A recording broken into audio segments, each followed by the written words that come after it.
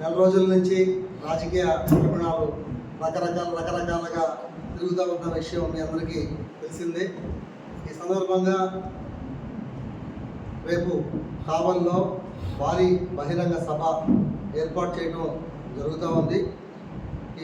ఆ సభలో మా యొక్క రాజకీయ విధి విధానాలంతా కూడా ప్రజలకి తెలియజేయడం జరుగుతుంది. కావున కావలి నియోజకవర్గ ప్రజలందరూ కూడా మన మున్సిపాలిటీ గ్రౌండ్, పోలీస్ గ్రౌండ్లో భారీ బహిరంగ సభ అంటే 14 సాయంత్రం 3:30 గంటలకి స్టార్ట్ అవుతుంది. కావున మన కావలి నియోజకవర్గ ప్రజలందరూ కూడా వచ్చేయాల్సిందిగా కోరుతున్నాను. Thank you.